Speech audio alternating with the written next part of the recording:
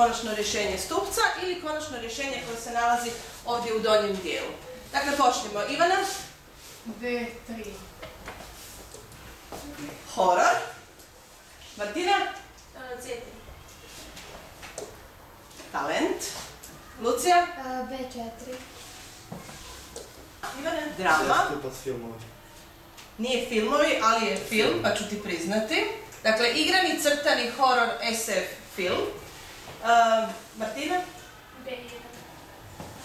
B1, poezija, roman, drama. Imaš ideju? Knjiga. Ne? Ivane? B3. Poslovica. Roko? A4. Pop. Reci, Martina. A grupa je glazba. Dakle, glazba.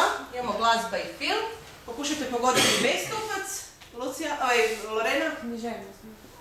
Bravo, B stupac je književnost. I ostao nam je C stupac. Marija? C1. Boja. Teo? Da nije ovo skroz umjetnost. Je, bravo. Umjetnost. Dakle, još ću vam samo otkriti stupac C, boja, kist, talent, platno i slikarstvo. Kao što vidite, sva 4 stupca predstavljaju jedna od definicije umjetnosti. Malo je opširna, ali evo ja sam to izvadila iz jedne enciklopedije. Umjetnost je osobita ljudska djelatnost koja uključuje stvaralački zanos, stvoreno djelo i doživljavanje samog djela. Da, zapravo postoji u svakome od nas i u svim životima našim koje imamo postoji umjetnost i svi se zapravo na neki način bavimo umjetnošću. Danas ćemo čitati jedno književno djelo, odnosno ulomak iz književnog djela, jednog književnika, poznatog književnika Ive Andrića, namjerno nisam rekla hrvatskog ili stranog, jer o tome ćemo porazgovarati još do kraja sata. Ivo Andrić je napisao jednu, reći ću sada, priču, a vi ćete kasnije otkriti točno koja je to književna vrsta. U Aska i u ovoj priči umjetnost je vrlo bitna. Zašto? Samo za uvod, evo to je priča o jednoj ovčici Aski, koja nije bila baš obična ovca, kao i sve druge ovce, nego ona silno željela silno postati balerina i zbog toga jedna od umjetnosti je i ples, a jedan od oblika plesa... Mi ćemo danas, kao što sam rekla, u jednom književnom dijelu poslušati kakve veze i kako mogu zajedno ići ovca i balet. Ovo je dakle ulomak iz pripovjetke Aska i Vuk, istoimeni je i ulomak. Ja vas molim da se naslonite, poslušajte priču. Ja ću samo pročitati za početak uvod, jer on nije snimljen. Dakle, radnje ove pripovjetke događa se u ovčjem svijetu na strmim livadama.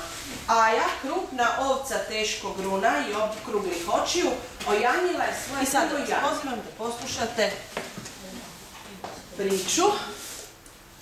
Ivo Andrić, Aska i Vuk. Jednog dana, kad je završila sa dobrim uspjehom razred, Aska je stala pred majku i izjavila da želi učiti baletsku školu. I danas, poslije toliko godina, igra se taj njen čuveni balet u kom umjetnost i volja za otporom pobjeđuje svako zlo. Pa i samu smrt. Dobro ste slušali. Jeste li mogli razumjeti sve u ovom tekstu? Ja ću vam vratiti samo da ne možete nastaviti pisati. Radnje ove pripovjetke događa se u ovčjem svijetu na strmim livadama. Tako je. Ja se nadam da ste naslov napisali. Ja sam ovdje upravo tu rečenicu i napisala. U toj rečenici nalazimo dva simbola. Koji su to? Strme livade i?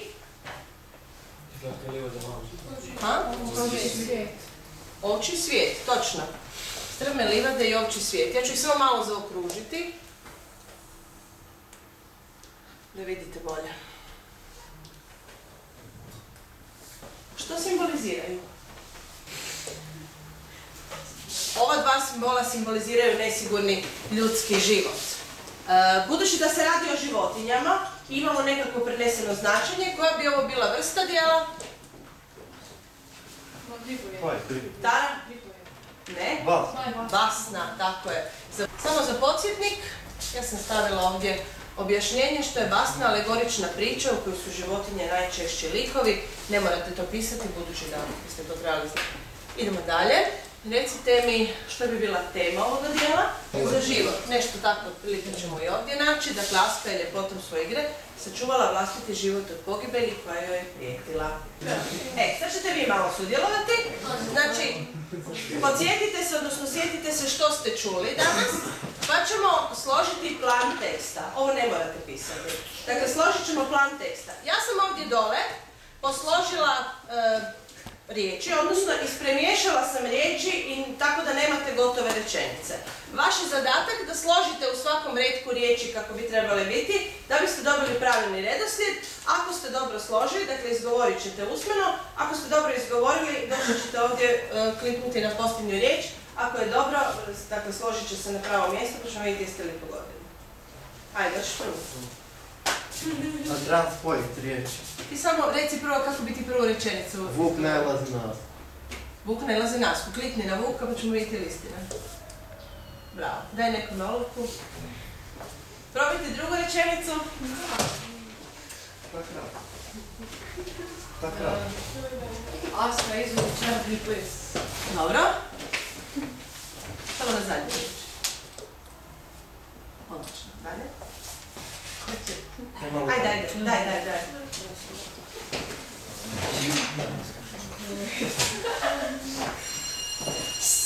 Ko je glavni lik u ovoj priči? Aska. Bravo, zborno pjevanje 5. Sad ćemo vidjeti kakva je oca ili djevojčica bila Aska.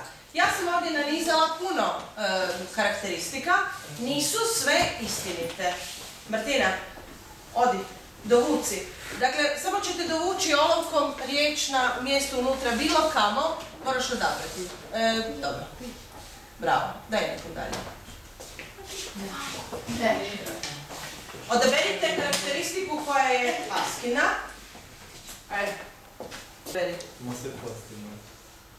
Dobro, dobra učenica, idemo dalje. Dobro, 10 minuta. Dakle, sve ove karakteristike karakteriziraju Asku. Ona je sve ono što vidite, a sigurna sam da iz teksta možete iščitati još koju karakteristiku. Po ovim svim karakteristikama, biste li vi rekli da je ona dobra? Ne baš je onda. Ali je li nju to upravo sve što je ona bila drugačija od svih drugih? Je li nju to spasilo u njezinom životu? Imamo još jedan glavni lik, to je Vuk. Odaberite karakteristiku koja ide za Vuka i odaberite karakteristike koje su za Asku, dovucite ih na pravo mjesto, ako je točan odabir, ostaće na tome mjestu. Odlično. Nešto što... I daj nekome. Da, crveni kapicu. Kao i svaka priča, i ova ima neke poruke. Nemojte baš onako kako bi svi drugi mislili da biste trebali biti. Jedna od poruka ovoga dijela je da se roditelji pomire s odlukama svoje djeci i počinju drugačije gledati stvari. Još imamo i pouku o zlu. Zlo se u životu pojavljuje iznenada i što čini, uvijek nas iznenadi. I ovdje je još jedna pouka, umjetnošću se pobjeđuje zlo. I s time bi ujedno ovdje i završila.